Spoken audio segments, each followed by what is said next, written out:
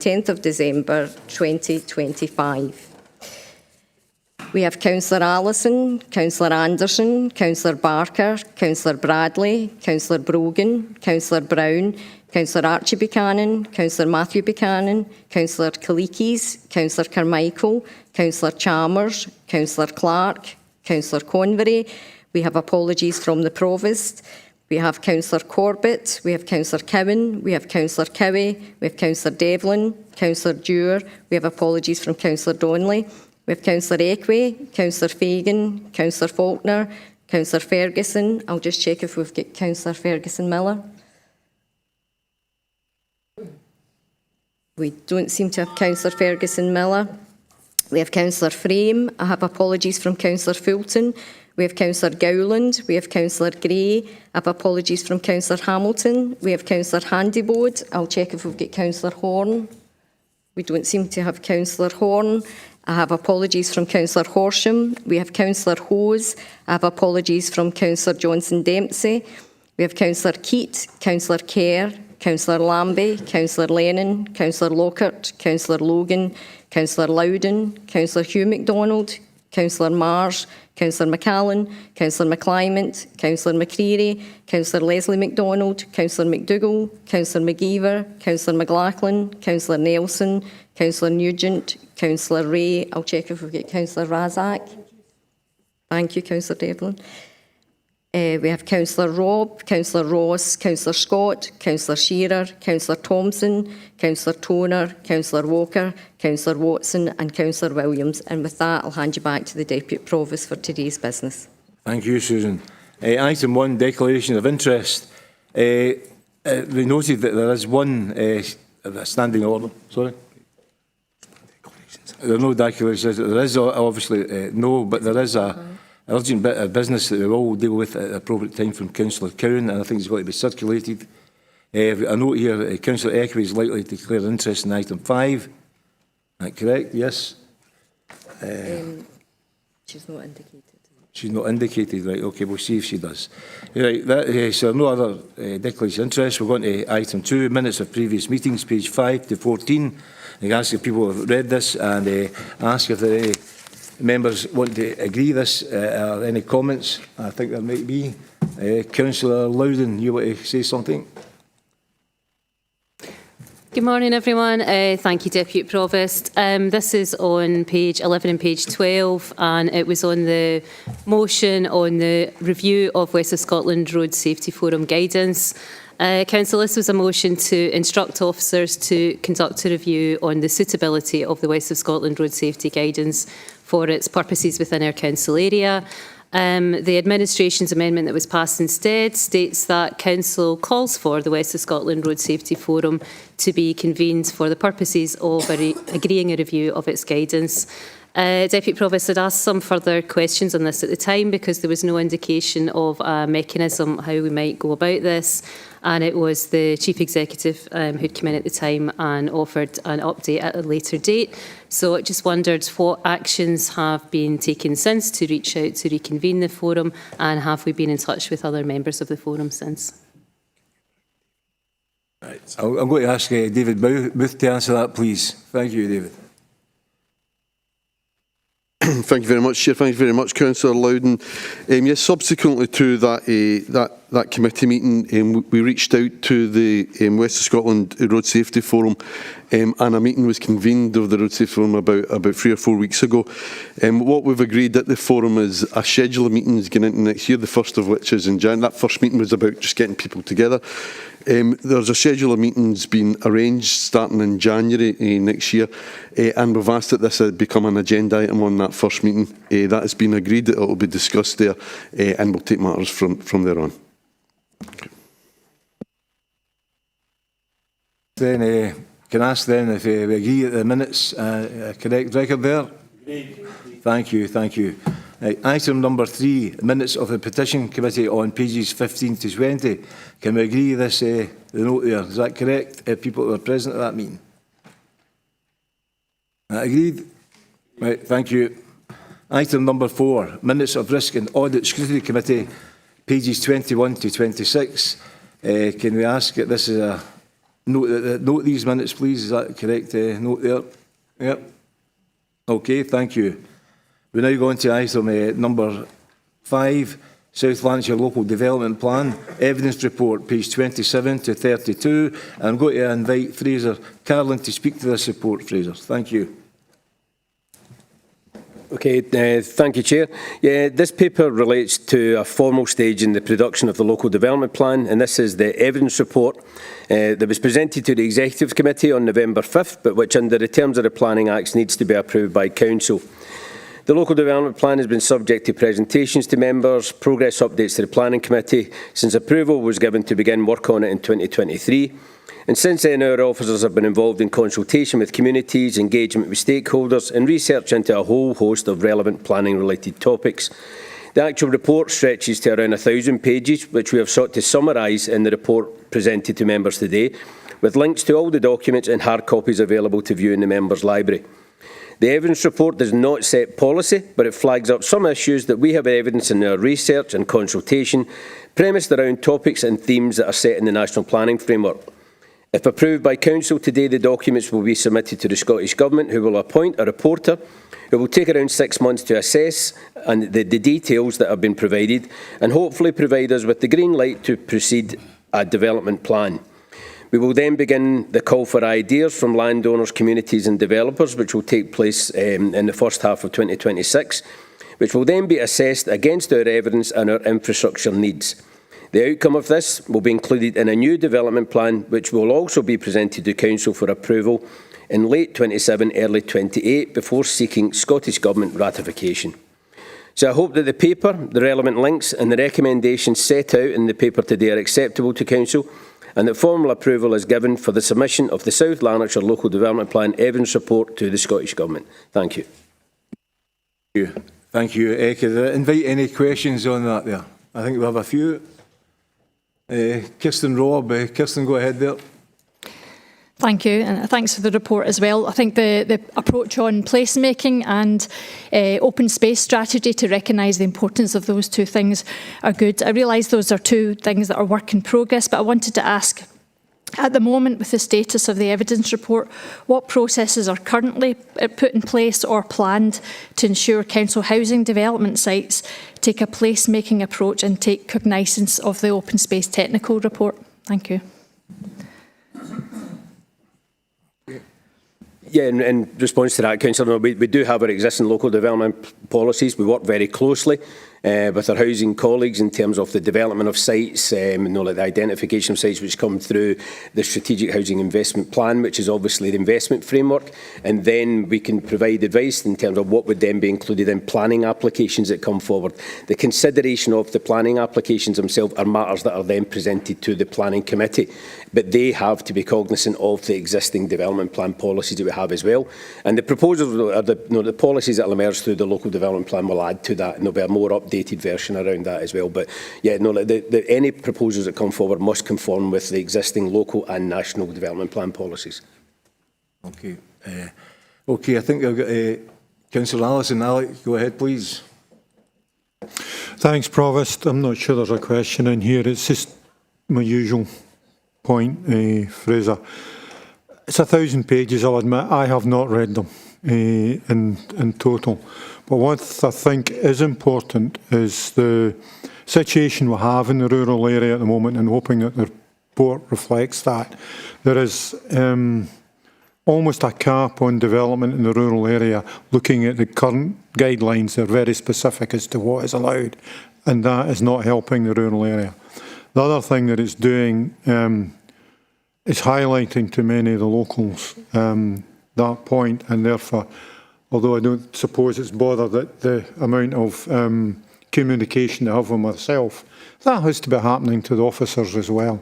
And I think it's very important that when we take this evidence, hopefully it's reflected first of all in the evidence about what is happening in the rural area, and that the current guidelines are not suitable. And when we can then take it on, that we can adapt these to make development in the rural area much more locally formulated. Not really a question in there, just highlighting once again these points. Okay. Would you like to reply? You okay there? Okay, fine. Could I ask then, there are no more questions here, could I ask you to approve the recommendations? Are we agreed? Right, thank you, thank you. Right. Right. Item 6, the interim polling scheme review. I'm going to ask Ian if you mind speaking to this, Ian. Thank you. Thank you, Deputy Provost. Morning. So the purpose of the report provide an update to the Council on the outcome of the recently concluded interim review of the Council's polling scheme and seek Council's approval of the draft scheme as set out in the appendix. Council completed its statutory review in 2024, reported to Executive Committee in December of that year. Interim reviews aren't required under legislation, but we can conduct them at any time, and it's considered good practice to do so. In light of the Scottish parliamentary elections next year, and to ensure the current scheme is fit for purpose, we felt it appropriate to conduct an interim review. In accordance with the timetable published in October, we conducted a public consultation exercise that month. More details given in section 3.5 of the report. We received 2 responses on the review. One was appreciative of the decision to return using Thankerton Hall. The other provided a positive response with no specific comments.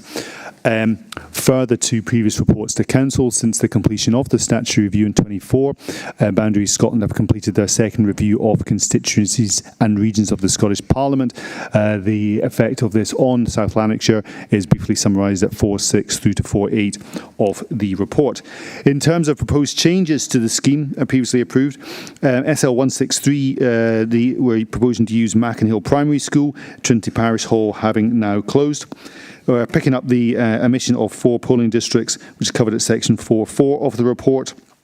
And in respect to Ward 3, following representations from local residents, we're proposing to retain the use of 4 polling places in the ward as set out at section 5. So then turning to the recommendations, asking that Council that the contents of the report be noted, that the draft scheme as set out in the appendix be approved and authority be delegated to the Chief Executive to take all steps necessary to conclude matters relating to the review. Happy to take any questions. Thanks very much, Ian. Can I ask, is there any questions? Councillor Barker, go ahead, please. Thank you, Chair. Thank you, Ian. Can I just thank Head of Legals and all concerned for the reinstatement of polling places, which we thought would not have been physically available. Thanks very much. Thank you. I think no more questions. Can I ask if we agree with the report? Right, thank you. Item number 7, proposed update to Education Appeal Committee in terms of reference page 43 to 46. And again, I'm going to ask Ian to speak on this. Okay, thank you. Purpose of the report to request approval to amend the terms of reference in respect to the membership of the Education Appeals Committee. The committee is established under the Education Scotland Act 1980 to hear appeals from parents and carers and to decide whether the Education Authority has made the correct decision in turning down placing requests or excluding learners from school. In terms of the current terms of reference, membership of individual appeals committees is drawn from local attendance councils and from elected members who are on and not on the Education Resources Committee. And this reflects the 1980 Act as summarised in section 3.2 of the report. The Council no longer has local attendance councils and has recommended that the terms of reference are amended to reflect the legislation and enable us to have a wider pool to establish panels and spread the workload of those non-elected member appointees. Subject to approval of the Council, officers will contact parent councils and reach out through social media to seek volunteers who might be interested in joining a pool of Education Appeal Committee members and meet the requirements of the Act. Appointments would be subject to satisfactory completion of pre-appointment checks and training. So taking back to the recommendations, asking Council to approve that the terms of reference of the Education Appeals Committee be amended as set out in paragraph 4.1 of the report. Happy to take any questions. Thanks very much for the report. Ian, have we any questions indicated? No? Okay, last then, could we agree that report? Right, thank you. Thanks. Right. Move on now to item number 8, a notice of motion investing in housing and rent controls, page 47. I'm going to invite Councillor Robb to speak on this motion, and I believe Councillor Cowan's been the backer there. So Councillor Robb, go ahead, please. Thank you very much. Morning, everyone. This motion is about getting the information needed to make decisions that will improve our constituents' lives. So thank you to Councillor Cowan for seconding it. By tackling damp housing and reducing bills via housing improvements or introducing private sector rent controls, we can make a real difference to people's lives. Regular casework highlights to me how living in damp, leaky or expensive housing affects people. Parents' health and worries about money, kids with persistent chest infections, the extra cost of heating when your home is damp or having to take on another job just to pay the rent. I know the challenges of dealing with these issues.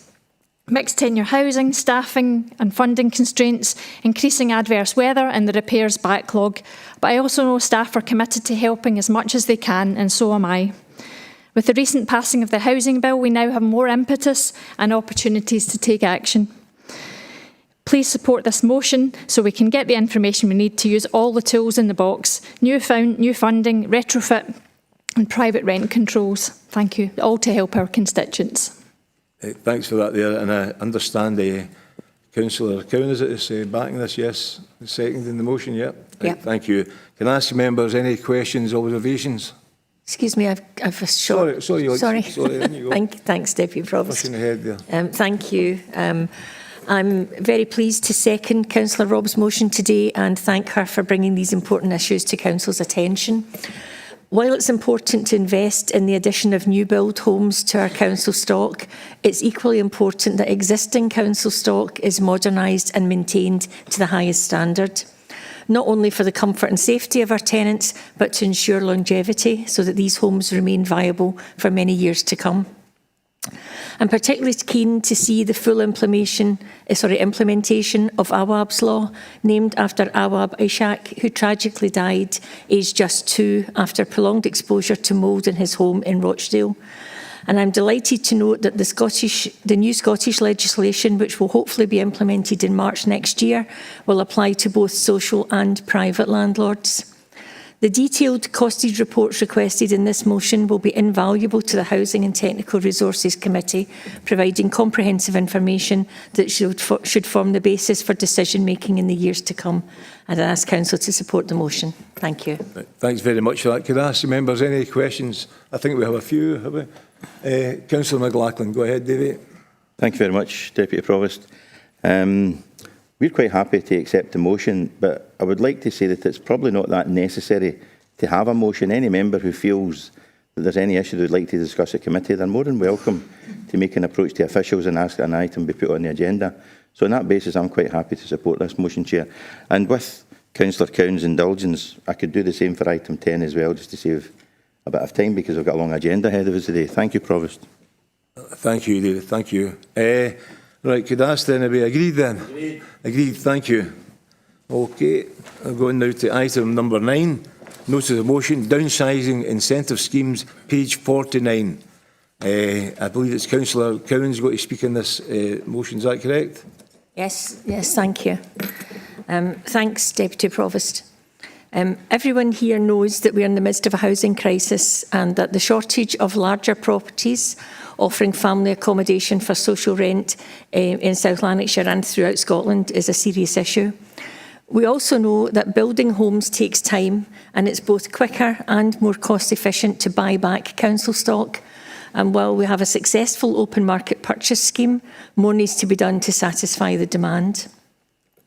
Our housing waiting list currently has around 2,300 applicants looking for a home with 3 or more bedrooms, and only 315 of these larger homes became available during the whole of last year.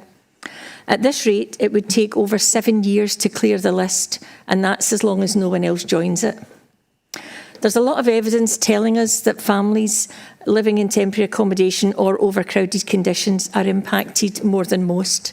And that there's even more evidence telling us that housing significantly affects child development, impacting on their physical and mental health, education and overall life chances. For example, earlier this year, the Child Poverty Action Group said that young people themselves are telling them that they only feel ready to learn when their basic needs are met. Top of their lists are things like decent sleep, a comfy bed, warm homes and full tummies. all things which are impossible to achieve when children are living in insecure or poor quality housing. The housing emergency is inextricably linked with child poverty. At the other end of the housing spectrum, there are currently 2,500 or so South Lanarkshire residents living in 3 or more bedroom homes that are technically too big for them. While these residents are generally older, they are also severely impacted by living in unsuitable accommodation. They need to heat and clean rooms that they no longer use. This results in higher gas and electricity bills. They pay higher rent and higher council tax levels than they need to. It's more than likely that at least some of these residents would love to move to a smaller, easier maintained home that better suits their needs, both practically and financially. But the thought of the physical move maybe puts them off, and this is where the proposed downsizing incentive scheme comes in. In addition to getting an increased level of housing allocation points for each under-occupied bedroom, tenants would be able to apply under the scheme for either financial or practical assistance with their move. They could opt to take £500 to spend on whatever they feel they need, or use the package of assistance, which would hopefully include help with packing and moving, decoration, help with disconnecting and reconnecting utilities, 3 months meal direction, a free bulk uplift if needed, or possibly even a skip if they're downsizing from a very large property. While this scheme is not a cure-all, I strongly believe there's an untapped source of family homes in South Lanarkshire that could be added to our housing stock if we encourage and practically support our existing tenants to make that move and downsize. Please support the motion. Thank you there. Could I ask Councillor Dewar if he likes a few words on it to understand that he is seconding the motion? Is that correct? Yeah, I'm seconding it. I'm not going to add too much more. I think the detail that Andrew's put in the motion speaks for itself. We're all fully aware of the pressures on the housing list in South Lanarkshire, and any initiative that could look to address this should be welcomed, so I hope we would support this motion. Thanks. Thank you. Can I ask any questions, comments? I think we have a few. Councillor McLaughlin there, here in first, David. Thank you, Provost. Again, I'll just repeat what I said earlier. Any items of this nature can be brought to committee at the request of a member. But I would comment, however, that there is a very proactive process within Housing and Technical Resources where house moves do take place with consultation with the tenants, between the management and the tenants. And this happens on a regular basis. But without preempting any outcome of any paper that we're going to agree to hear, I would question the validity of these types of incentives, but that will come to the paper in due course. And I would probably propose it would be March committee rather than June, if that helps. Thank you, Provost. Thank you. Councillor Ray, go ahead, please. Thank you, Deputy Provost. I'm sure all members are familiar with the particular demand for larger family homes and insufficient numbers of these available within the council's stock. It is never easy to have to explain to a constituent that they will have to wait, as very few such homes become available when they are so desperate for suitable accommodation for their family. Anything that can be done to address this need is therefore welcome, and I believe that the measures set out in this motion offer practical steps which should free up some additional stock of this type, helping to alleviate the weight that families are experiencing. I therefore support the motion and thank Councillors Cowan and Dewar for bringing it to the Council today. Okay, thank you there. Could I ask then, are we in agreement? Agreed. Thank you. Moving on now to item 10, a notice of motion, local authority sanctuary, page 51. And I think Councillor Cowan is going to speak on this. Go ahead, please.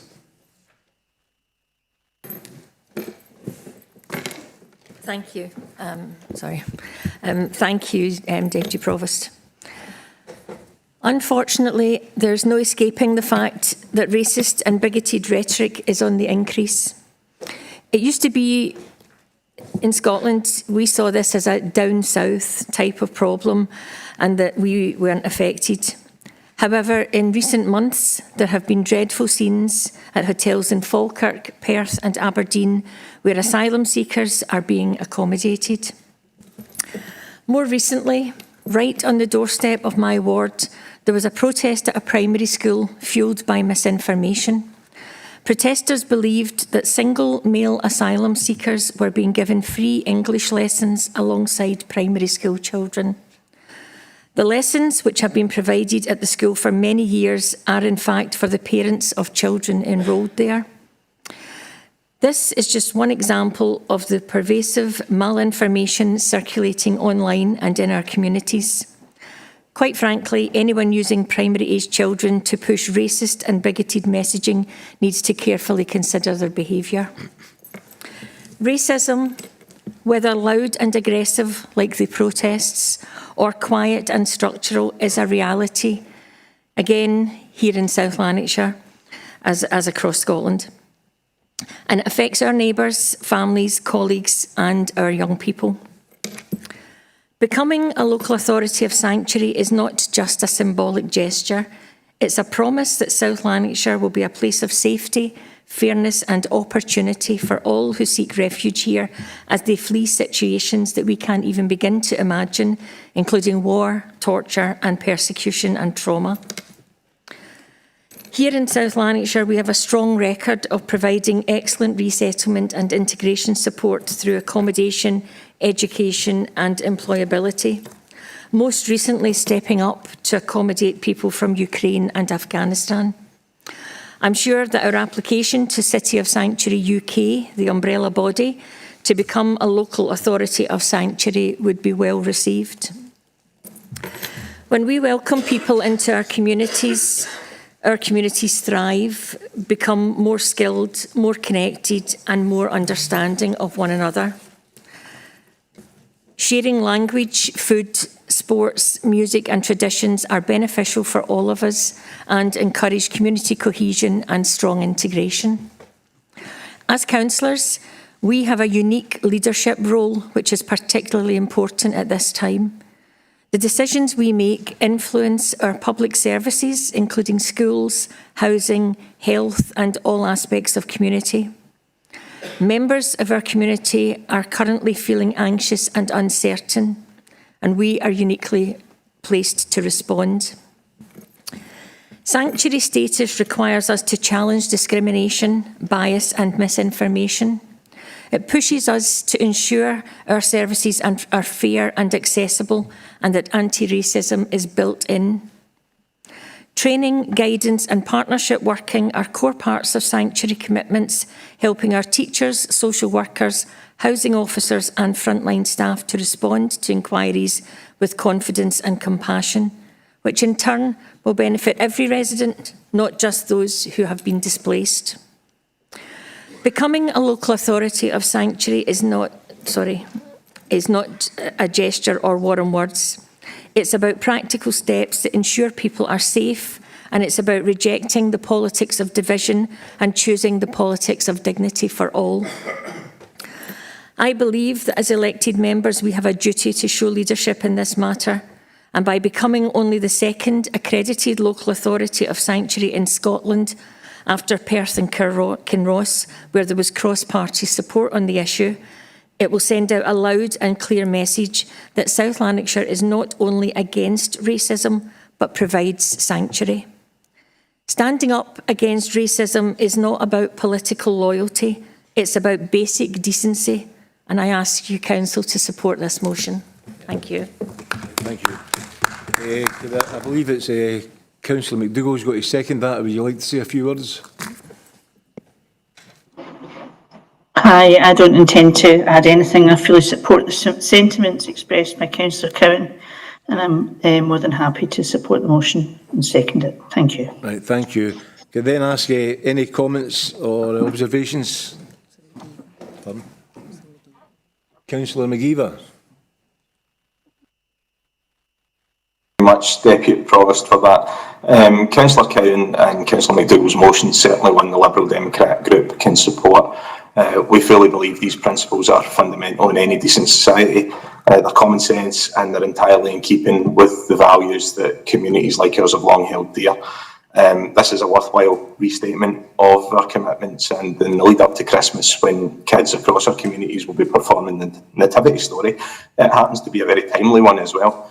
I won't ramble on, but how we treat others who are in need says everything about who we are as people, and thankfully our council has long adhered to these values. This is a very welcome chance to restate as policy the commitments that we rightly hold dear and largely, thankfully, practice. So the Liberal Democrat Group thanks Andrew and Elaine for bringing it forward, and we fully support it. Thanks very much, Chair. I'd now like to ask Councillor Fagan to speak. Yeah, thank you, Deputy Provost. So the Labour Group will support this motion, and I think we seem to be on course to having cross-party support for this motion in the Chamber today. I would like to think that's because we have a genuine desire to help people in real need, and also because we see the benefits of integration, and needless to say we all stand against racism and hatred and this toxic online discourse that is emerging. As the network behind the City of Sanctuary Initiative would say themselves, this is a separate, not unrelated, but a separate issue from the matters out with the control of local government and out with the control of communities on the ground around the management of asylum and immigration and borders in this country. And today, actually, the National Audit Office have published quite a hard-hitting report on the chronic failures in that system, and they are failures that clearly undermine confidence and affect community cohesion and are being exploited by the same people behind that toxic online discourse. So I really just wanted to come in to make the point that that sits separately from the good work. We don't control what the policy of national government is when it comes to asylum and immigration. What we can control is how we respond as a community to people who arrive in our communities and who clearly need support. And I wanted to just highlight in relation to that the good work of the East Kilbride Integration Network, and that is work that through the Community Planning Partnership we're hoping to build on. So happy to support the motion and hope it receives cross-party support today. Thank you. Thanks very much, Councillor Fagan. Are we in agreement? Agreed. Right, thank you. Well done. I move to item 11, notice of motion, Bank of Scotland closure, Larkhall, and I think Councillor Nelson is going to speak in that, and it will be seconded by Councillor Clark. Go ahead, Councillor Nelson. Thank you very much, Deputy Provost. I've submitted this motion today because the planned closure of the Bank of Scotland in Larkhall is not a routine operational change. It is a removal of the last remaining bank serving Larkhall, Ashgill, Netherburn, Quarter, Stonehouse and other surrounding rural communities. But just before I continue, I want to take a moment to recognise and thank some of those who have stood alongside me throughout this effort. Firstly, my colleague Councillor Ross Clark, who has seconded this motion today and has worked closely with me from the outset, and I sincerely appreciate his commitment. I also want to thank Megan Gallagher MSP and David Russell MSP for their support, engagement and advocacy on behalf of everyone in our communities. Their involvement demonstrates something vitally important. This issue is cross-party. It's not about politics, it's about the people. It's about fairness, access and ensuring that no community is left behind. The evidence informing this motion is robust and independent. It comes from Clyde Gateway's Larkhall data profile and from the Place and Wellbeing Outcomes Framework produced by the Improvement Service and the Public Health Scotland. These reports clearly highlight the challenges that our residents face. 60% of residents in Ashgill and Netherburn live in 15% most access deprived areas in Scotland. Only 32% of households in Ashgill, Netherburn and 45% in central Larkhall have access to high-frequency public transport within a 10-minute walk. For many older people, disabled residents and those without cars, travelling to another town for banking is not an alternative. To me and others, it is a barrier. Only 81% of households in Ashgill and Netherburn have super-fast broadband, compared with 94% across South Lanarkshire. A substantial number of residents simply cannot rely on digital banking. This is not a matter of reluctance, it is a matter of capability and access. 8 Larkhall data zones are within the most deprived 15% nationally. Child poverty levels reach 31 to 34% in parts of that area. These communities are already under pressure. Removing their only bank will intensify that pressure. Recently, a well-attended public meeting raised concerns about digital exclusion, transport barriers, limited post office capacity and significant impacts on local businesses and charities in the local area. The petition on paper now exceeds 2,000 signatures, and to me that is a strong democratic call for the closure to be paused and properly reviewed. Despite repeated requests, the bank has not met with local elected members or community representatives. For a decision that affects thousands, meaningful engagement should be the minimum standard, and it hasn't happened. But to be clear, I think we understand that the banking sector is changing, but if change is needed, it should be based on evidence, dialogue and fairness. If, after an independent review, some level of change is unavoidable, then we stand ready to discuss alternatives such as reduced hours, shared service models or hub-based solutions. But for me, that requires a conversation, and so far the bank has yet to come to the table. A local banking task force has always been established to gather evidence and represent local needs. They are working constructively and collaboratively, and they deserve our full support here today. I think the motion put in front of us today is reasonable and balanced and necessary, and it asks this Council to formally oppose the closure of the Larkhall branch, recognises the severe implications for digital exclusion, rural isolation and socio-economic inequality, call for the Bank of Scotland to pause the closure and undertake an independent review, request urgent engagement with local representatives, write to the Bank's board, both governments, the FCA and Link, support the local banking task force in defending essential banking services. It's just not an extreme position. I think it's a reasonable one, guided by evidence, community voices and the need for fairness. I think this is a moment for unity to show our residents, mostly in rural South Lanarkshire, that we hear them, we stand with them and we will defend their access to essential services. And I want to move that motion. Thank you, Deputy Provost. Thank you, Councillor Nelson. I believe Councillor Clark, you're seconding the motion. Would you like to say a few words, Councillor Clark? Yes, I would. Thank you, Deputy Provost.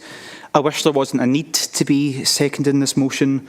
I don't want to be having to make this speech, but it's my duty as the representative to stand up for Larkhall. Again, I'm having to make the point that we deserve better. I thank Councillor Nelson for proposing this motion and the campaigning we've already seen and will continue to see from both himself and those in the local community. It's clear the people of Larkhall do not want our last remaining bank branch to close. Our last remaining bank branch. For a town and surrounding areas the size of Larkhall to be left without a bank, even saying that sounds strange. The attitude that it's okay because there's a bank in Hamilton or a hub in Carluke is not one to have. For some people, that might be okay, but it's not suitable for many. They might be elderly and less able to travel, and for those who aren't entitled to free bus travel, that travel is also an extra cost for those wishing to bank in person, effectively acting as an extra transaction fee. It's not good enough for Larkhall, but it's not just the town of Larkhall, as Councillor Nelson mentioned. We have our villages such as Ashgill, Netherburn, Dulcerf, Rosebank Quarter, and even those out with our ward that fall within the very large area that this bank serves. Again, as the motion explains, this is an extra barrier, especially for older and more rural residents out with the town. The bank is well used by those in the community who should have that in-person access to cash protected. As well as personal customers, it also serves local businesses who we should be supporting. I mentioned the size of Larkhall, and we also have one of the best, and I would argue the best, and busiest high streets in Lanarkshire, but yet the local bank branch is being closed. Surely this demonstrates the need for a bank branch to serve the high volume of both personal customers and businesses. Another alternative suggested is that people can bank at the post office, but again, that doesn't suit a lot of people. There's limited capacity, it can take weeks to cash a cheque, and I know of people who would avoid this option because there's less privacy in a post office within a co-op than you would do in an actual bank branch. It's not a replacement for a physical branch. The Council, of course, don't have direct powers over the Bank of Scotland, but it should be doing all that it can to oppose this closure for the benefit of the people of Larkhall and surrounding areas. Please support the motion. Thank you, Councillor Clark. I now ask any questions.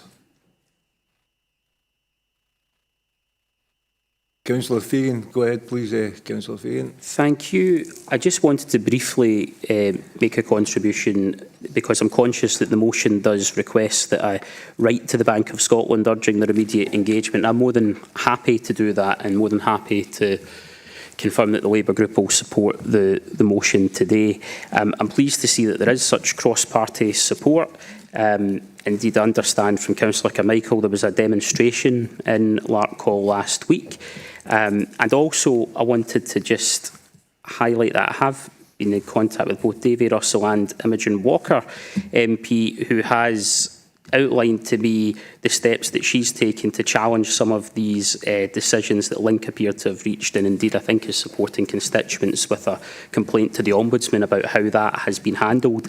Just in terms of the practical next steps that we can take, they're obviously set out in the motion, and I think from my point of view I just want to confirm that if there is a conversation to be had about how the Council might be able to assist with these alternatives to banking, that's to conventional banking for want of a better term, that allow us to maintain financial inclusion for people in Larkhall and the surrounding area, such as a banking hub. We know these work successfully in other communities.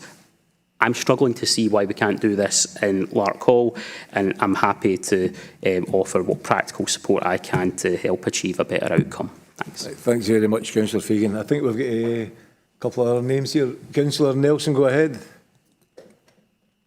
Just to finish up and thank everybody for their support this morning. The public-led demonstration is actually tomorrow in Larkhall, which is led by the people in the Larkhall Plan Partnership. Again, that will take place tomorrow by the public.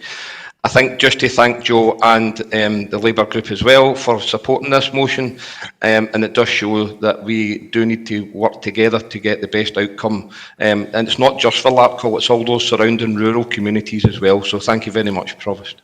Thank you, Richard. Margaret Walker, go ahead, Margaret. Oh, thanks, Chair. Sorry, Deputy Provost. No, just very briefly, a similar thing happened in Cambuslang, and there's now a hub in Cambuslang.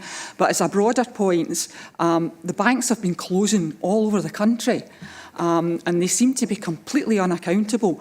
And I think as a broader point, this will help to actually highlight that, and through MPs like Imogen and Davy Russell, I think it's something in a broader point the government needs to challenge. The banks seem to think they're accountable to no one, because Jed Killen, when he was an MP, ran a brilliant campaign to try and stop the closures in Cambuslang, and it falls on deaf ears. And I think the whole set-up of the banks in those major organisations needs to be at Westminster level and Scottish Government level. We need to actually challenge that, and we need to find mechanisms and levers to actually, pull them into, a situation where they have to consult with people and they have to take notice of what the views are, because people are being excluded.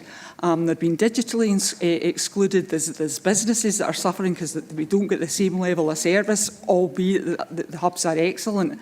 I think the whole way the banks conduct their business in relation to the branches needs to be challenged at a national level. Thanks very much, Deputy Provost. Well, thank you. Can I ask you for an agreement then? Yes. Right, thank you. We'll now move on to item 12, notice of motion, public access defibrillator policy guidance, page 55. And I believe Councillor Clark is going to speak on this, and Councillor Shearer will speak on behalf of Councillor Donnelly, is absent. So, Councillor Clark, go ahead, please.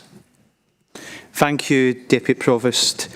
Over 3,000 out-of-hospital cardiac arrests, or OHCAs for short, occur in Scotland each year, but only 1 in 10 of those who suffer an OHCA survive.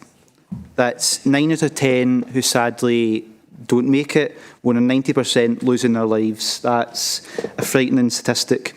According to the British Heart Foundation, with every single minute that passes without medical intervention, the chances of survival decrease by 10%. If early defibrillation is commenced within 3 to 5 minutes of collapse, that could significantly increase survival rates by as high as over 50%. This is something which can happen to anyone of any age at any time. For example, roughly 12% of OHCAs in Scotland are suffered by those under 45. It's not something which is confined to one particular group or age bracket. Of course, there's certain things you can do to reduce the likelihood, but even the healthiest of people can be of risk. Early use of CPR and a defibrillator is clearly so important. However, defibrillators are only used at the moment in less than 1 in 20 cardiac arrests. 1 in 20 for something so vital for saving lives. Now, welcome progress has been made through the efforts of charities, organisations and campaigns such as Save a Life for Scotland, which brings together key partners such as emergency services, third sector organisations, the Scottish Government and academic researchers. Before the inaugural National Out-of-Hospital Cardiac Arrest Strategy, the 1 in 10 survival rate I mentioned earlier was 1 in 20. Adding to that achievement, an additional 500,000 people in Scotland were equipped with CPR skills. This proves that these strategies and campaigns are working, they are saving lives, but it also shows that we must continue pushing, we must do more. One needless death where CPR could have been implemented to save a life is one too many. There's clearly a need to be increasing the availability of crucial public access defibrillators, or PADs for short. There are many community organisations, groups, businesses and individuals in South Lanarkshire who have installed PADs, and we commend and thank them. However, we've discovered that we currently don't have a specific policy on the installation of PADs on council-owned property, where a group seeking to install would need the council's permission. This is a gap which we believe needs to be filled and have its own specific policy that actively encourages and supports installation, making it easier for community groups going through this process and seeking permission.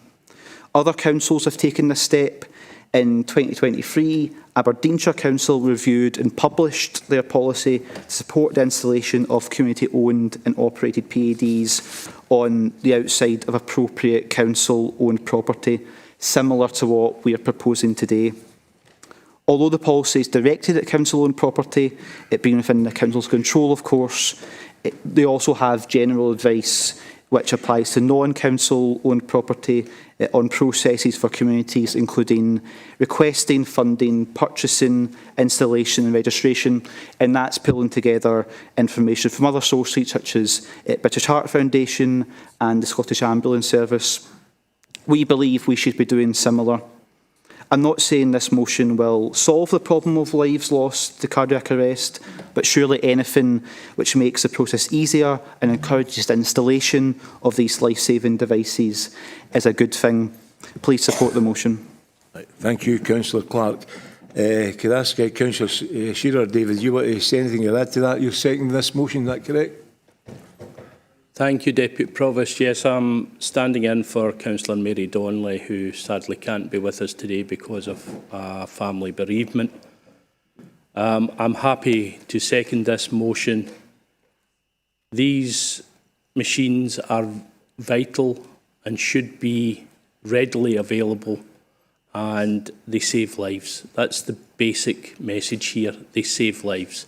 And we should be doing everything we can to make that as easy as possible. And I second this motion. Thank you, Deputy Provost. Okay, thanks very much, David. Can I ask any questions or comments? Are we agreed? Agreed. Agreed, thank you. Take the break then. Listen, I think we'll go for the next item. And have our 5-minute break for the interpreters. So we'll have a 5-minute break just now and come back. 5 minutes time for item 13. Thank you. Thanks, everybody.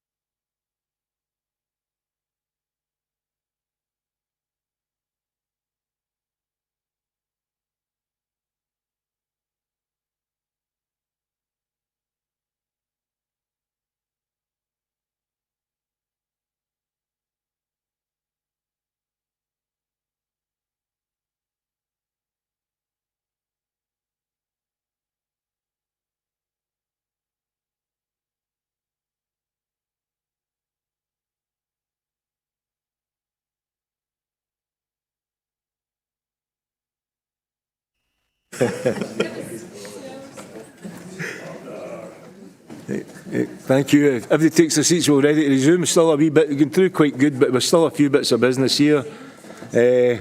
So I think if we move now on to item 13, notice of motion, review of petition process.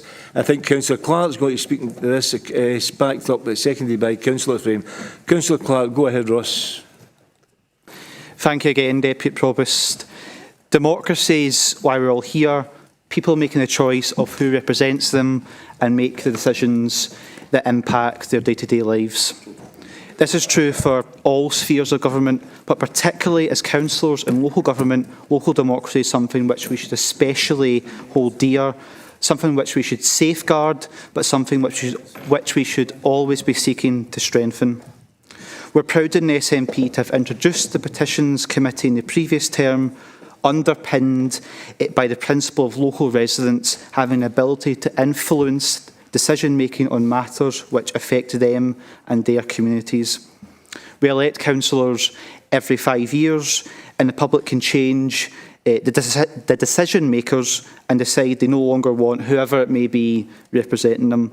But what happens in between elections? How can residents meaningfully influence policy or promote specific actions the council should take? How can the public who we are all elected to serve hold us to account and ensure the council's acting in their best interests? It's of course not the only answer, but one of the answers is petitions and providing that formal process where petitions are officially presented, considered and decided upon. Without the accountability that this principle brings, it's impossible for local government to function effectively in the interests of our communities. While we are proud to have introduced the current Petitions Committee, strengthening democratic engagement and public participation in our local governance, it's clear it's no longer functioning effectively as it could or should be. Firstly, and staggeringly, the Petitions Committee has only met twice this term. That's just twice in over 3 years, considering only 2 petitions in that time. I'm sure we would all recognise there's certainly been more than 2 issues in the past 3+ years in which people have disagreed with the council on or have called for specific actions which the council are not currently taking.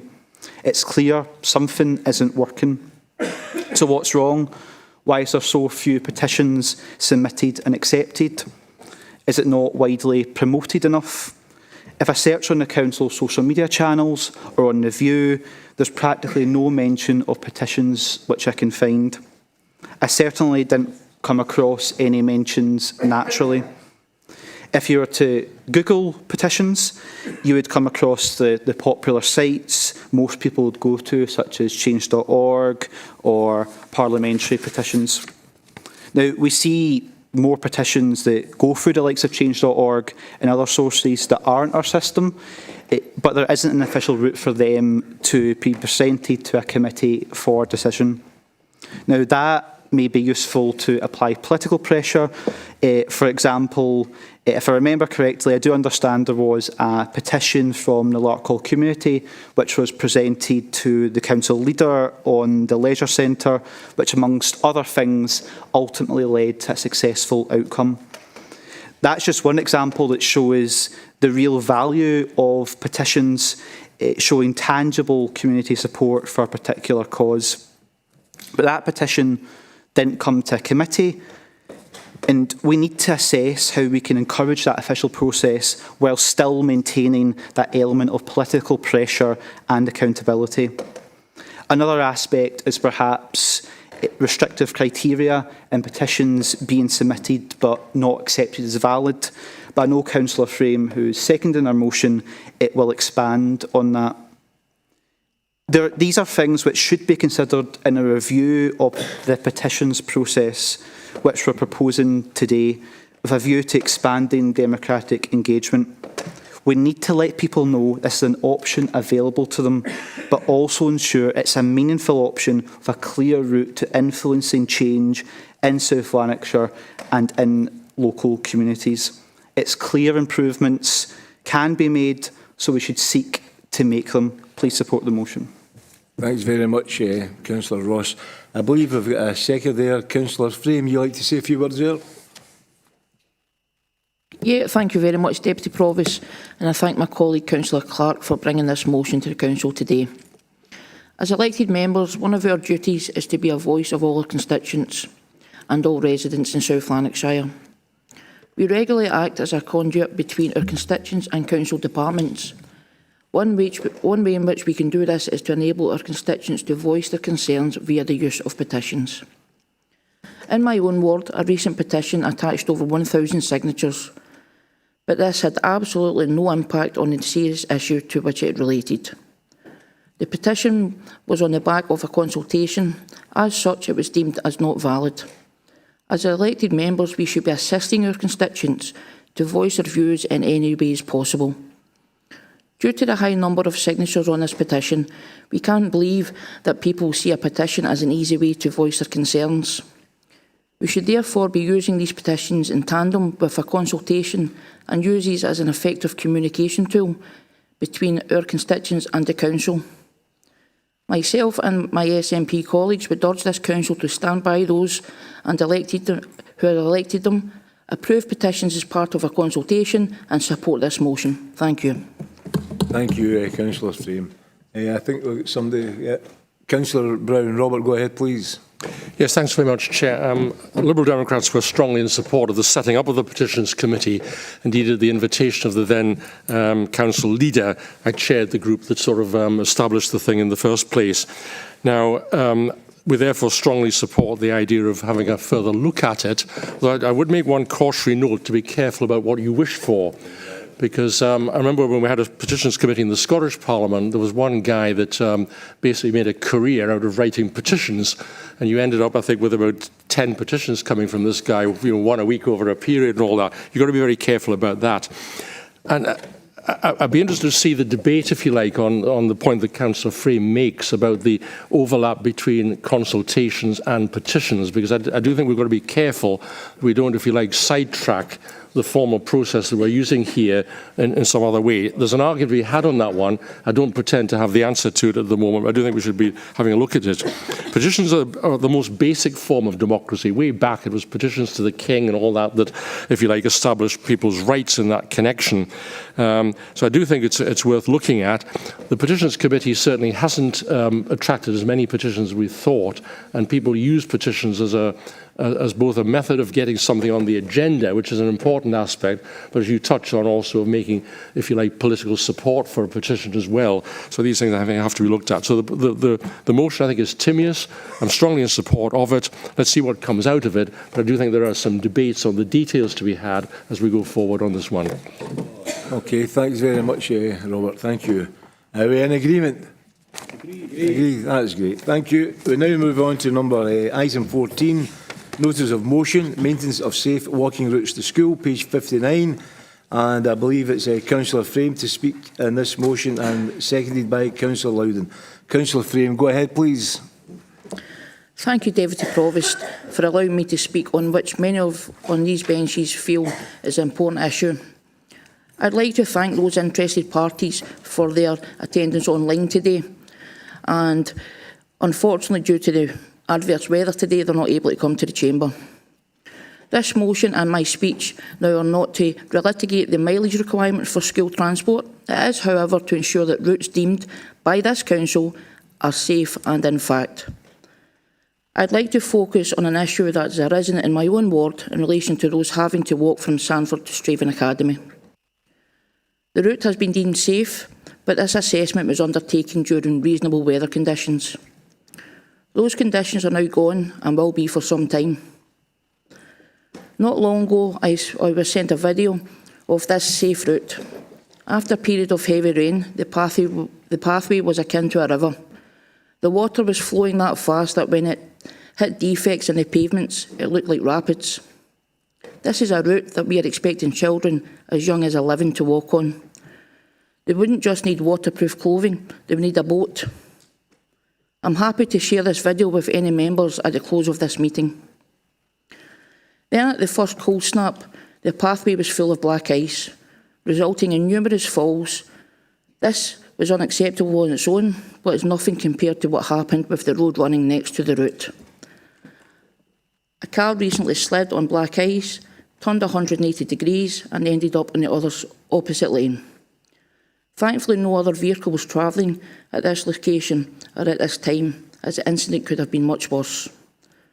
Not only could those walking the route have suffered physical injuries, but they could be left suffering mental health issues at seeing such a crash in close proximity.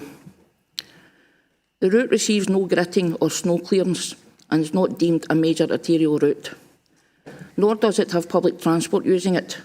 I firmly believe that if this council are content to class these types of routes as safe, then we should be doing everything in our powers to ensure they are well maintained at all times of the year, but particularly in adverse weather. Our previous occasions in this chamber have stated that safety of our children is a paramount.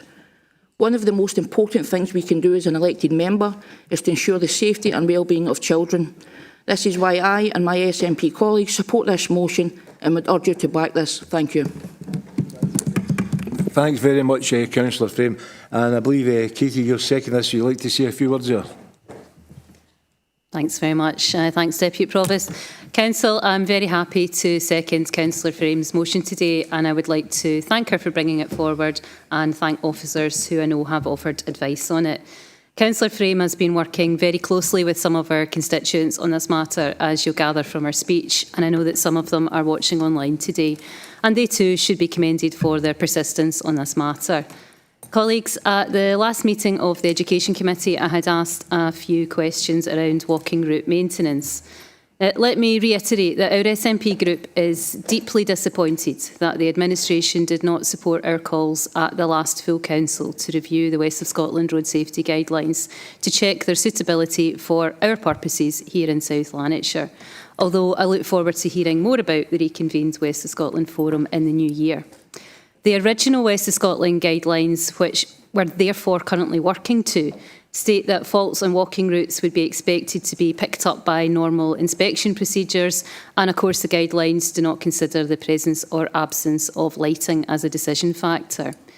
At our last meeting, Education Committee was advised that concerns reported to the Council, many by parents and carers, regarding footpaths, vegetation and lighting on walking routes in 51 separate areas were actioned, with some remedial works taking place over the summer.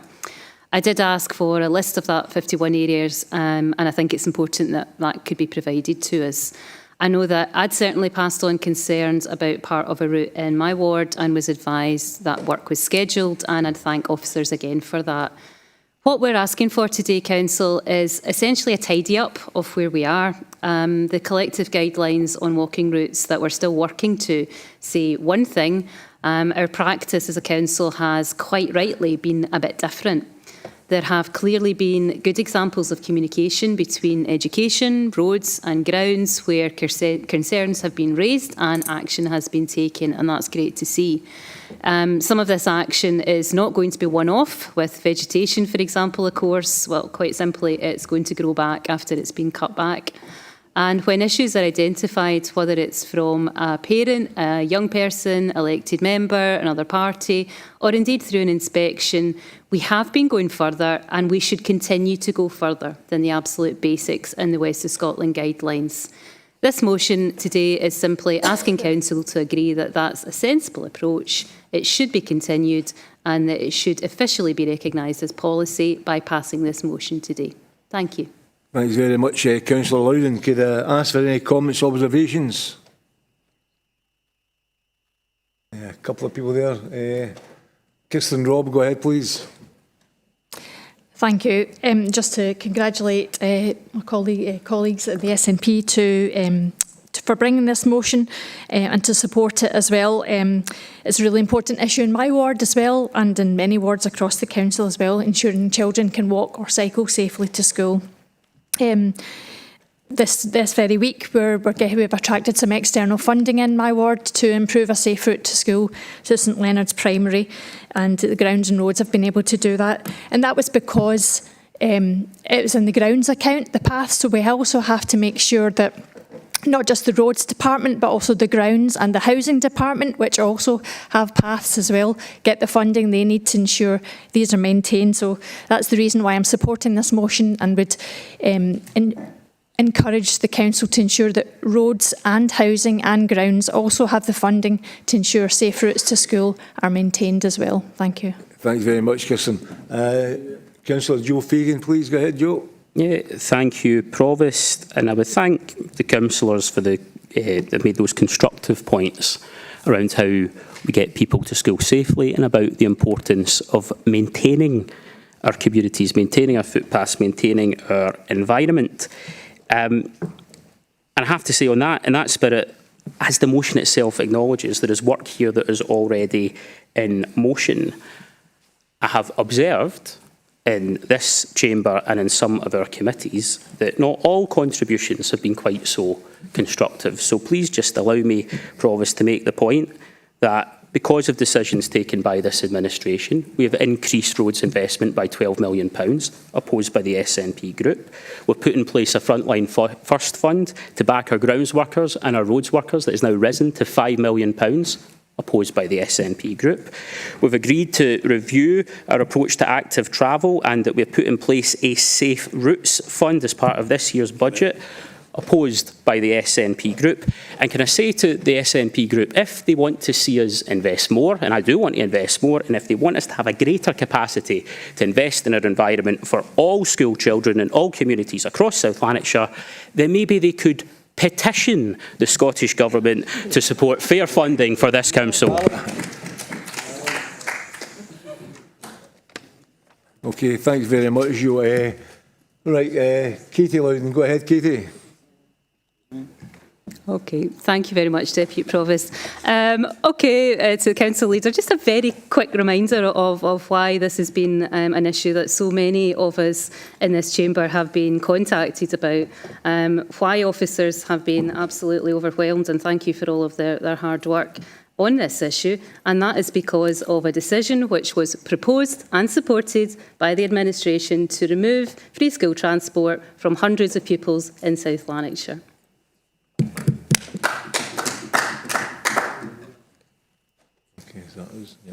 Okay, thanks for that, Katie.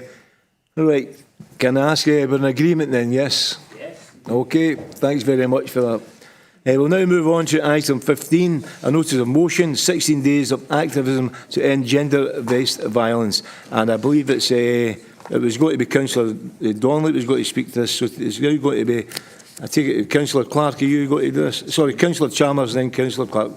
Go ahead, Maureen. Thank you, Deputy Provost. Apologies for the voice this morning. I've got the flu, so that's why I'm not with you this morning. You'll be aware that this motion was proposed to Council by my colleague, Councillor Mary Donnelly, and thank you for sending Mary all our love and condolences on the sad loss of her husband, Ian. Yes.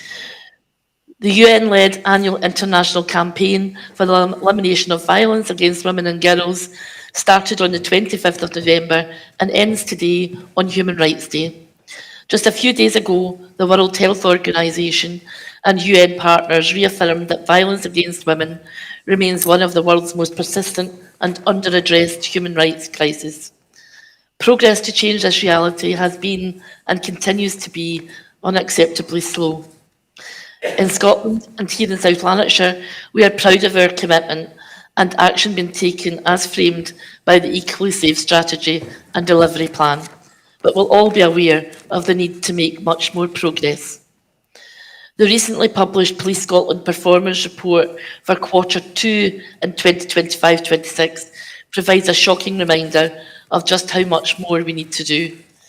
Sexual crimes are up 10%, rape crimes increased 8.1%, sexual assault crimes 1.4% increased, online child sexual abuse increased by 20%, and domestic abuse crimes up 10%. The Violence Against Women and Girls network of local partnerships is clear. No single service, sector or system can end such abuse and violence alone. It demands collective leadership, joined-up action and a relentless focus on prevention, internationally, nationally and locally here in South Lanarkshire. This year's focus on digital abuse and digital safety requires us all to understand and respond to the needs of victim survivors. Digital tools are increasingly being used to stalk, harass and abuse women and girls.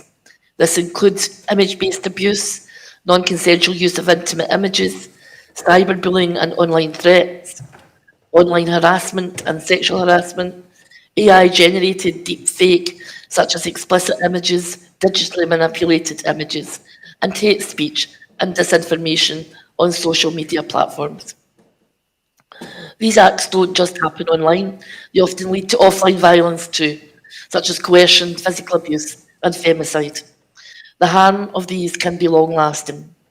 Just a few weeks ago, I was privileged, along with Councillor Donnelly, to attend an event in the Council, Gender-Based Violence, Early Intervention and Prevention, opened by the Director of Education. We listened to some pretty stark information from the keynote speakers on everyday sexism in schools, and were given some insight into digital content and apps being accessed by children and young people. We heard about Equally Safe at School, a national programme delivered by Rape Crisis, central to prevention work with young people, putting them front and centre, and it's backed by e-learning resources for teaching staff. This is a key action in the Equally Safe delivery plan, and it was good to hear that 5 of our secondary schools are signed up for ESAS. I hope they will inspire the rest of our secondary schools to sign up in the year ahead. We need young people to lead this work, and they need our support to do so. The senior pupils who led the afternoon session on mentors and violence prevention were well informed, experienced, and are clearly providing leadership within the school setting. They understand the issues and are asking for support to expand digital and media literacy. We have a responsibility to ensure our young people are resourced and supported to lead this work in a school setting. We would all benefit from a greater understanding of the challenges our young people, teachers and parent carers are grappling with every day. And Deputy Provost, just every year the campaign paints the world orange, and we light up our townhouse too on a regular basis at this time of year. So symbolism, to symbolise hope for the future, free from violence and fear, and my colleagues this morning are wearing purple ribbons for that purpose. Thank you, Provost. Thanks very much, Maureen. Could I ask Councillor Ross, I believe, is going to... Councillor Clark. Oh, sorry, Councillor Clark is going to say something. Go ahead. Thank you, Deputy Provost. I'm proud to be able to second this motion on behalf of the SNP group, and I thank and commend Councillor Donnelly for proposing this motion and asking me to second. Councillor Donnelly is a long-standing and committed campaigner against gender-based violence, and it's absolutely right she sought to bring this motion forward. I'm also glad Councillor Chalmers was able to propose the motion today in her place. Gender-based violence is a terrible scourge which has no place in our society.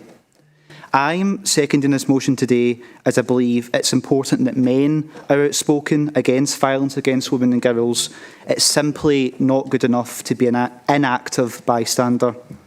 We need to remember the responsibility for tackling this violence against women should not lie with women and girls.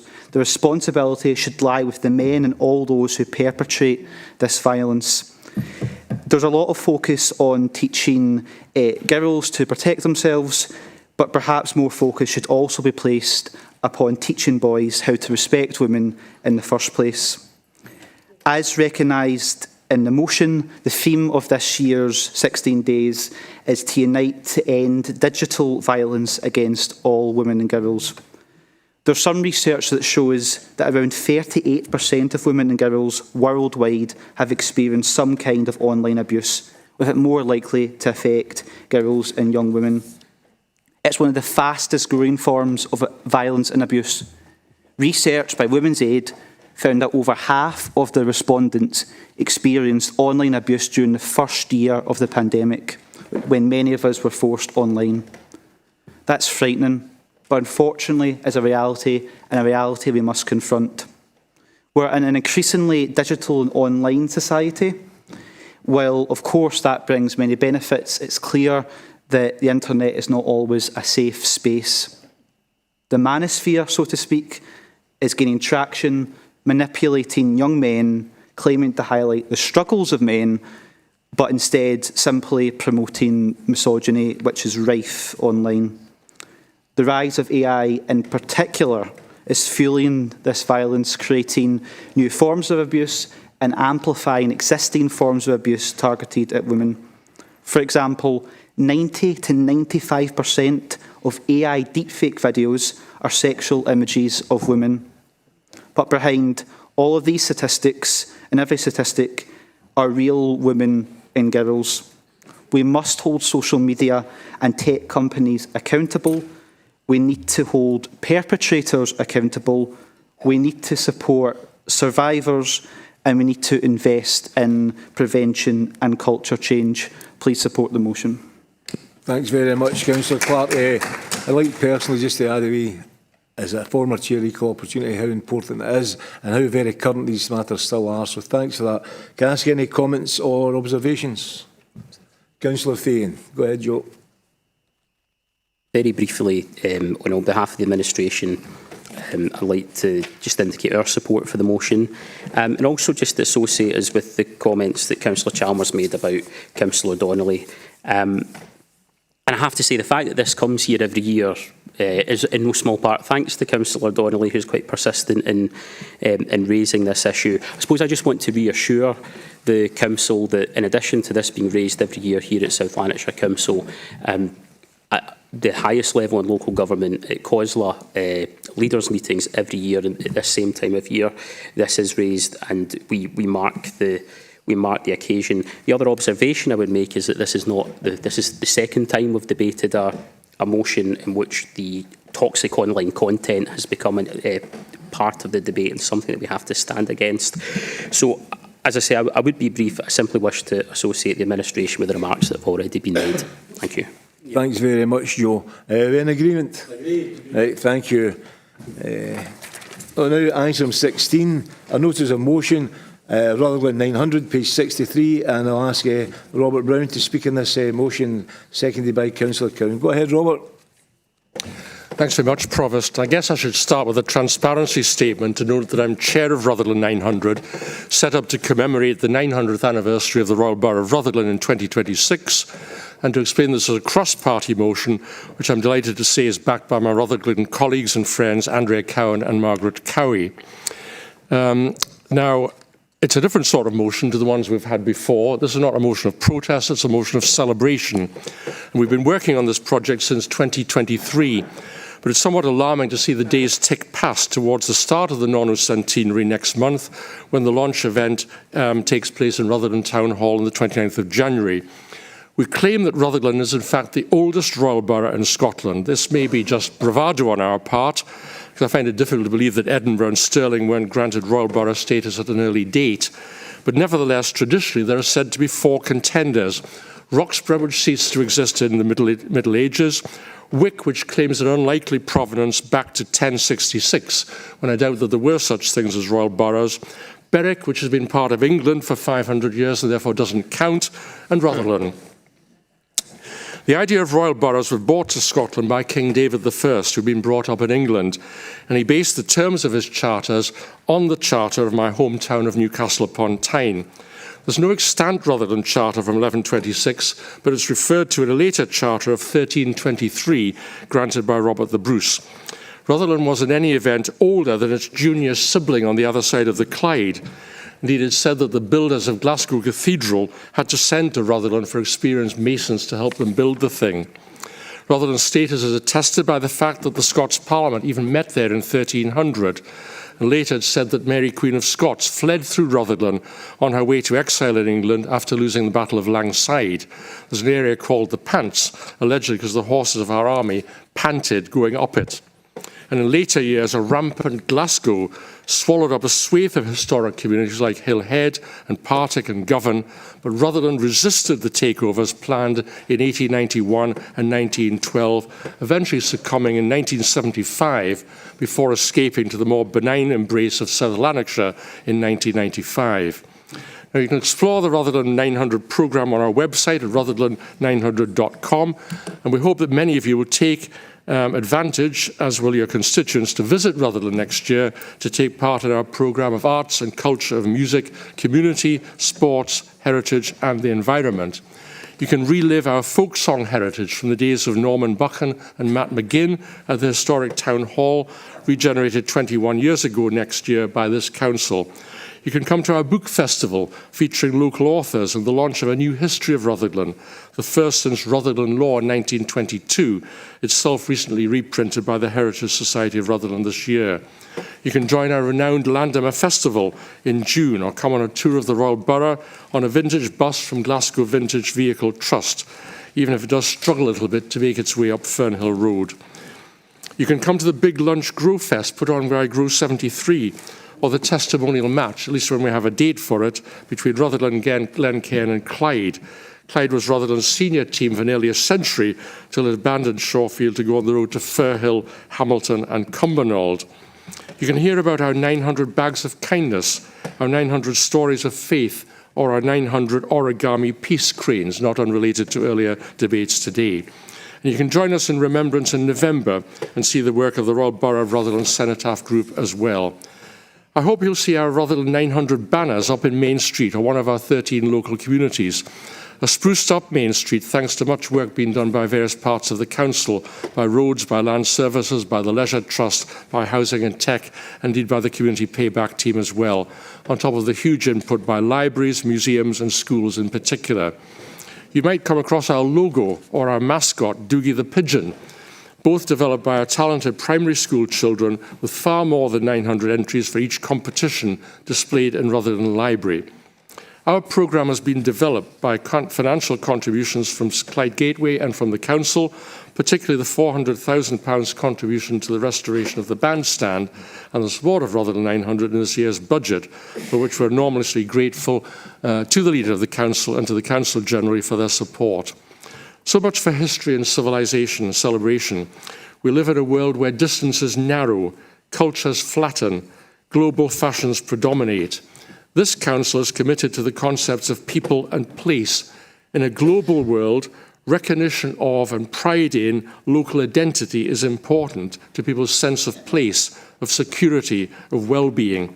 Rutherglen has that sense of identity, nurtured over centuries, and the 900th anniversary is a tremendous opportunity to reinforce its identity and help pass on to a new generation. Robert, that is 5 minutes. To move. I mean, you've enlightened me, Robert, and I've enjoyed the history lesson, but time is time, so thanks very much, Robert. I'll just let you finish there. Can I simply move the motion, Provost, and to say that it's no mean achievement to have 900 years. So long may Rutherglen's re-ruined red lums reek briskly. I move the motion. Yes, Robert, I look forward, as I say, I'll be in Rutherglen in January and looking forward to your company and hearing more about Rutherglen. Thank you. So thank you. If we get Councillor Cowan like to say a few words.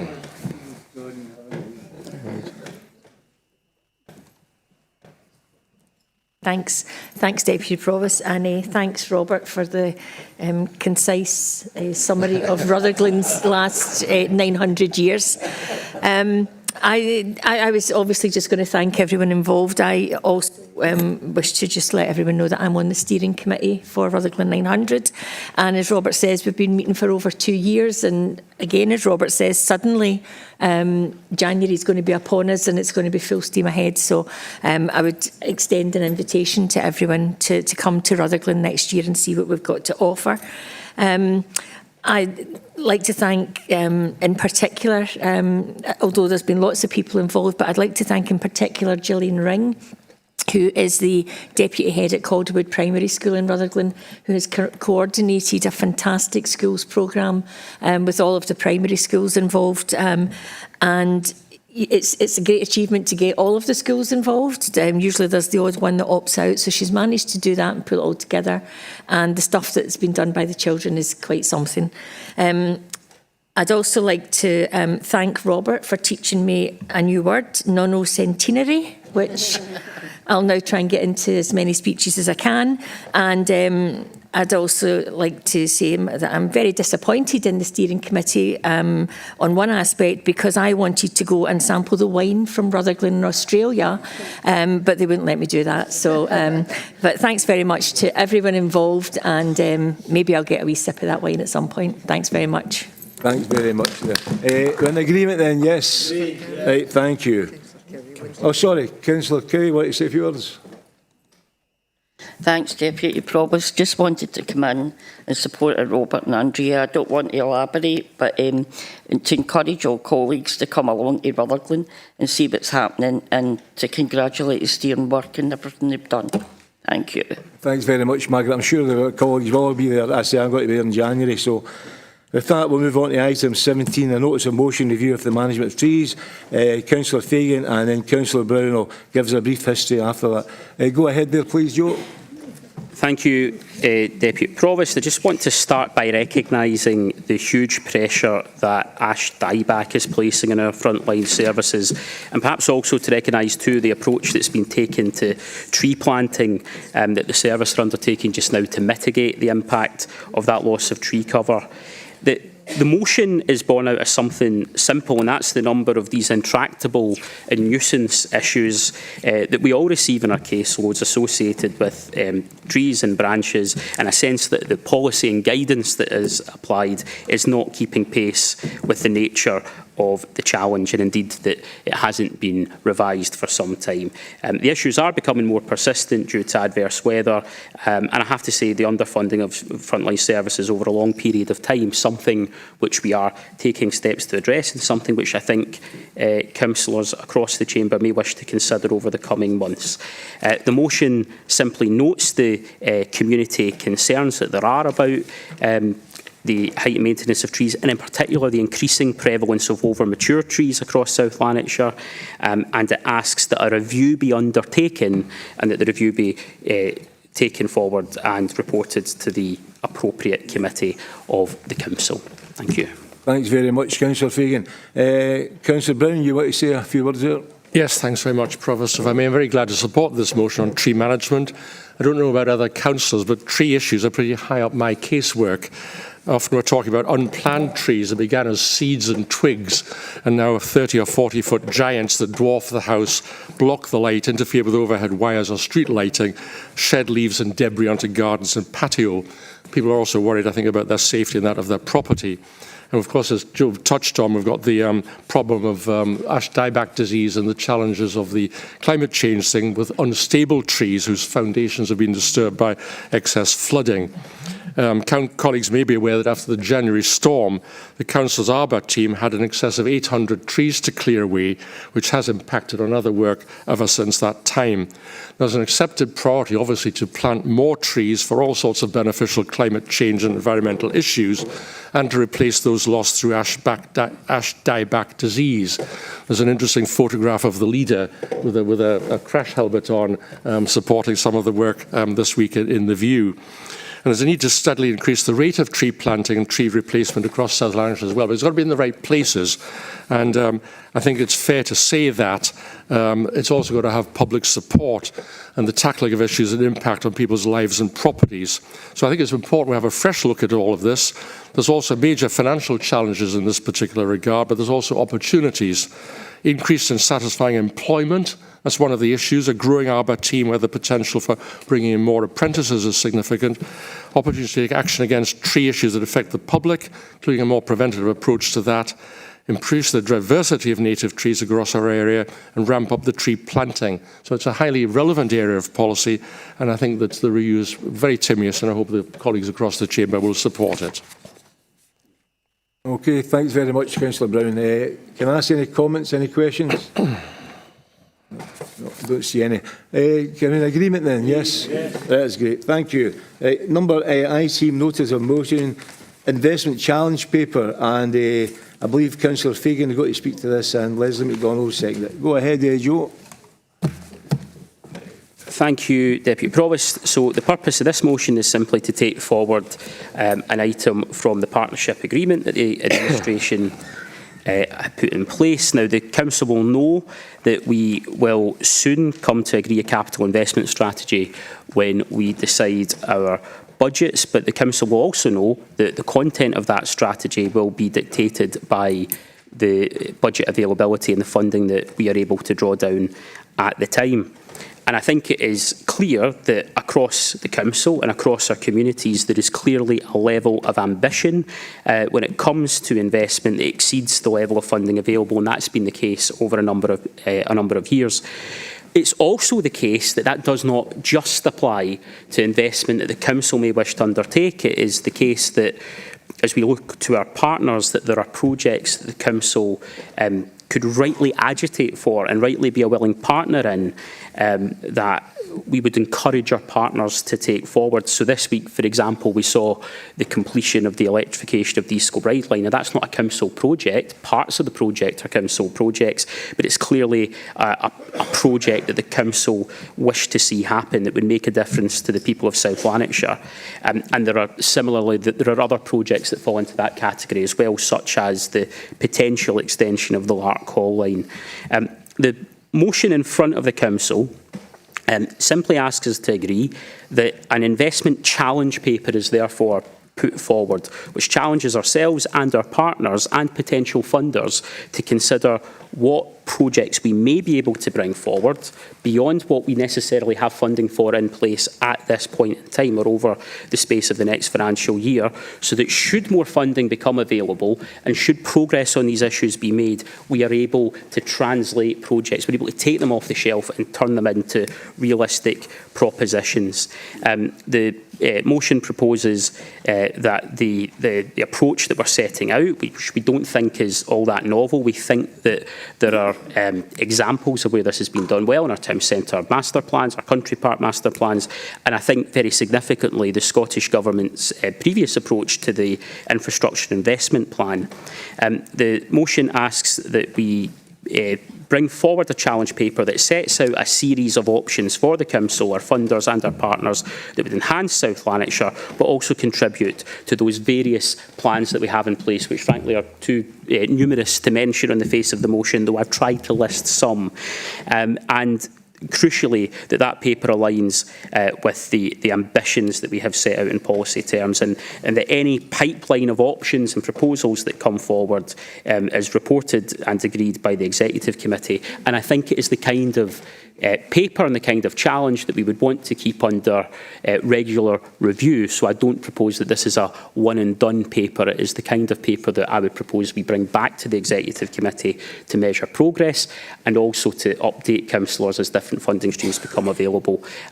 I think this is potentially quite an exciting change in how the Council approaches these issues. It allows us to put a marker down, not just in those issues that we believe we are able to take funding forward for in the short term, but actually to put a marker down for our medium to long term ambitions as well. And I would ask the whole Council to support the paper. Thank you.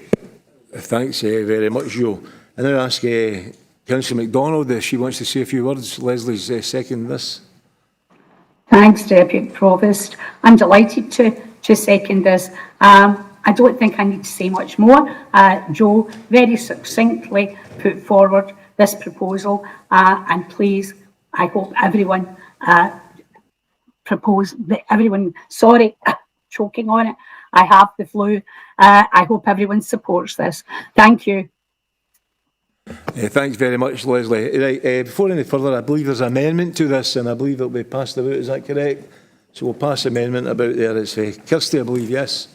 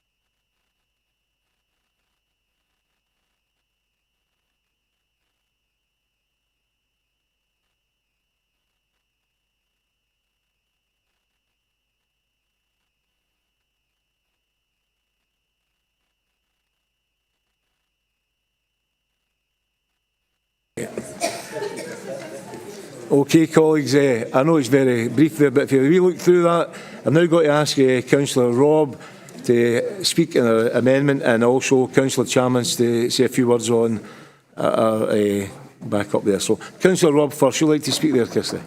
Yes, thank you. I welcome the ambition of this motion to get the investment that our communities deserve. The amendment I'm proposing seeks the addition of guiding principles to enhance it at this important early stage to inform project lists produced. All these principles are in line with public sector good practice, like right first time, and also enshrined in our local development plan, like infrastructure first and placemaking. This will ensure that councillors have the right information at the right time, so we can get more value for the public buck, ensure we've engaged with external partners to maximise external funding, and develop partnership working and better scrutiny, all leading to better decisions. And that's it, really. These are all things we would sign up to as councillors and the public sector, so I hope everyone can support it to ensure we get it right. Sorry, right, thank you for that. And Councillor Chalmers, would you like to say a few words there? Thanks, Deputy Provost. I just want to second the motion, the amendment, sorry, and just welcome the motion. And I think, as Councillor Robb says, this strengthens the motion, this amendment. Thank you.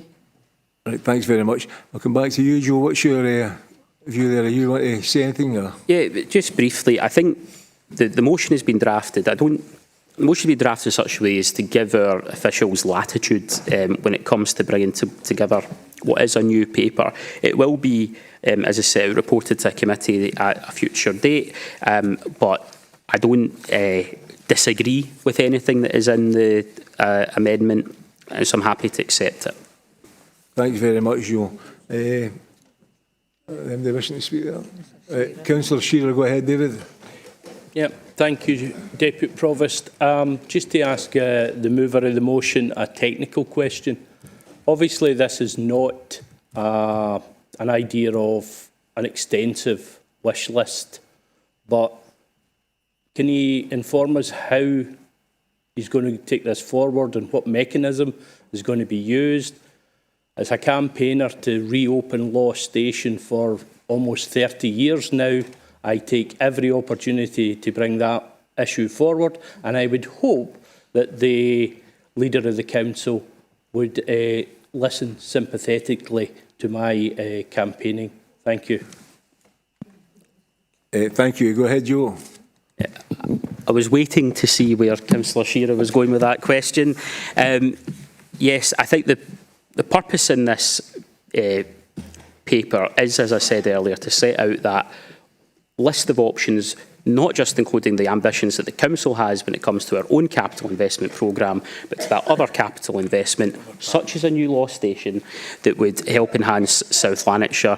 And I would envisage those next steps as being that the officials reflect on the decision that the Council takes today and then bring forward a paper to a future meeting, at which point they will set out how they plan to take that forward. Thank you. Okay, thank you. Alec, go ahead, Alec Allison, please. Just quickly, if Councillor Shearer thinks law is important, I think Symington is much more important to be put in that document. Agreed. Yeah. Okay, right. Thanks very much. You're in agreement then? Agreed. Right, thanks very much for that. Thank you. Where are we now? Item 19. External Auditor's Annual Report to South Lanarkshire Council, page 69 to 70, and I'm going to ask Amanda Barclay to speak in that. Oh, sorry, Lorraine O'Hagan's got to speak in that. Sorry about that, unless you actually something as well. Go ahead, Lorraine. Thanks, Deputy Provost. Good morning, members. Item 19 then is the paper in your pack today, which is to advise you of the 24-25 External Audit Annual Report, and it's for noting today. Section 3 notes the annual audit report was considered back at the end of September by the Risk and Audit Scrutiny Forum, our audit committee. Risk and Audit Scrutiny Committee, which is our audit committee. In section 3.2, we're giving you there a copy of the links to the letter and the report for both the Council and for the charitable trusts, so you can access them at your leisure. And if I can refer you back to the recommendations in section 2, and just to ask that the 24-25 annual audit report for the Council and the charitable trusts are noted. Thank you. Right, thanks very much for that. Any questions? No, we're in agreement? Right, thank you. We'll now go on to, I think it's item, all right, before we do that, urgent business. Yeah, urgent business. I believe Councillor Cowan has put a bit of urgent business forward and we've agreed to take that. Could you speak there, Andrea, tell us what it is there? Thank you. Thank you, Deputy Provost, and thanks for accepting this. It's not urgent in the true sense of the word, so I apologise for sneaking this in. And I'm just really going to read the statement. Council celebrates the outstanding achievement of the Scotland men's national football team, led by Steve Clarke, in qualifying for the 2026 World Cup finals, ensuring Scotland's participation for the first time since 1998. Council particularly notes the contribution made by South Lanarkshire raised Kenny McLean in scoring the spectacular last-minute goal that secured qualification. And Council requests that the Provost or Deputy Provost write to Steve Clarke and the playing squad, wishing them every success in June. I hope that we can have cross-party support for this and that we can end today's meeting very promptly in time for lunch, you'll be glad to hear, and that we can all send our best wishes to the football team, because it gives the country a lift when we're in a competition, regardless of the outcome of that competition. Thank you. Right, thank you. I'm going to ask Councillor Dewar, as it wants to say a few words there. I'm nothing to add. I'm just happy to second that. Thank you. Right, thank you. Just a bit of indulgence of Scotland, a big supporter myself. My young grandson at 17, he was man of the match. He scored a goal and he's taken us through with under-17s next year at the European final. So a big congratulations. Anything to do with Scotland, big supporter. So thanks for that there. And I think we'll move on now to a wee bit of, well, you probably know that David Booth, I believe, is retiring. And I think we're all going to join together and wish him well. Great servant to this council, very hard worker, a lot of difficult things, but he's always been there for me personally, and I'd like to thank him personally and on behalf of the council. Thank you, David. Enjoy your retirement.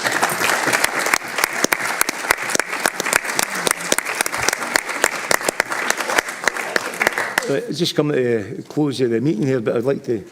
Oh, sorry, Ross Clark would like to speak. Go ahead, Ross. Thank you, Deputy Provost, and apologies. I'm being a bit cheeky with sneaking in here, but just on just on behalf of the SNP group to thank David for his time as Executive Director of Community Enterprise, which certainly I know has been a great support to us. And to myself as a councillor. I don't think we're going to continue with the suggestion of naming the new Larkhall Leisure Centre the David Booth Leisure Centre.